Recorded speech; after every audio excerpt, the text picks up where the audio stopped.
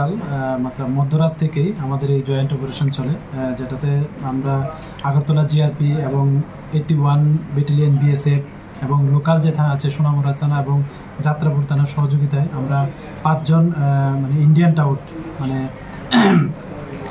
যারা মানব পাচারের সঙ্গে যুক্ত তাদেরকে আমরা গ্রেপ্তার করেছি। তারা অ্যাকচুয়ালি যারা আমাদের ইন্ডিয়ান বর্ডার ক্রস করে ইলিগেলিভাবে যারা বাংলাদেশি নাগরিক আগরতলা রেল স্টেশনে আসে অবৈধ উপায়ে বাইরে যাওয়ার চেষ্টা করে, তাদেরকে হেল্প করতো এবং থাকা খাওয়ার ব্যবস্থা করতো।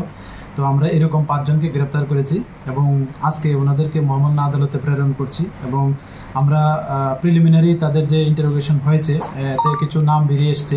তো আমরা এগুলি আমাদের যে সিস্টার এজেন্সি আছে প্লাস বিএসএফের বিভিন্ন যে গোয়েন্দা ব্রাঞ্চ আছে ওদেরকেও আমরা শেয়ার করেছি।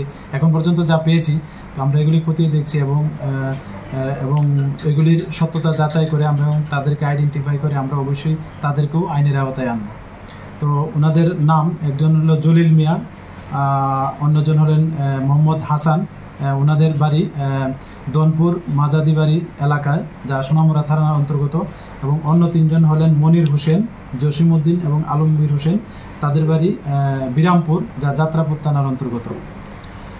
আর তাদের কাজটা কি ছিল, কি করতো? অ্যাকচুয়ালি তারা যারা বাংলাদেশ থেকে অবৈধভাবে ভারতের বর্ডার ক্রস করে আসতো তাদেরকে হেল্প করতো এবং থাকারও ব্যবস্থা করতো এবং শেল্টার দিত এবং তাদের রেল স্টেশন যে গন্তব্যস্থল পর্যন্ত পৌঁছানোর তাদের একটা নেটওয়ার্ক ছিল, তারা এটা এতদিন ধরে করে আসছিল আর কি। তো আমরা ওই মামলার সূত্র ধরেই তাদেরকে গ্রেপ্তার করা হয়েছে। তো আজকে আমরা তাদেরকে মহামান্য আদালতে প্রেরণ করেছি এবং আমরা পুলিশ রিমান্ডও চেয়েছি। আচ্ছা, গতকালকে আরও একজন বাংলাদেশি সহ বেশ কিছু সামগ্রী আপনারা উদ্ধার করেছেন, এটা যদি বিস্তারিত বলেন। হ্যাঁ, গতকালকে আমরা একজন বাংলাদেশি নাগরিকও গ্রেপ্তার করেছি আমাদের আগরতলা রেল স্টেশন থেকে। উনি অ্যাকচুয়ালি সুনামগঞ্জ জেলার অন্তর্গত, বাংলাদেশের ওখানের বাসিন্দা। তো আমরা গতকালকেই ওনার এগেনস্টে একটা মামলা নিয়েছি, যার মধ্যে বিএনএসএ একটা, আইপিপি একটা এবং ফরেনার একটা আছে, এবং ওনাকেও আমরা মহামান্য আদালতে প্রেরণ করেছি। এবং এটা আমাদের বিএসএফ এবং আরপিএফ জিআরপি আমরা এটা মিলেই জয়েন্টলি অপারেশন করি। সেই সঙ্গে গতকালকে আরেকটা অপারেশন হয়েছে আমাদের আগরতলা রেল স্টেশনে, যেখানে আমরা 14 কেজি গাঁজা বাজেয়াপ্ত করেছি আমাদের আগরতলা রেল স্টেশন থেকে। যদিও এটার মালিকানা আমরা এখনও পাইনি, তো আমরা এটার ইনকোয়ারি চলছে।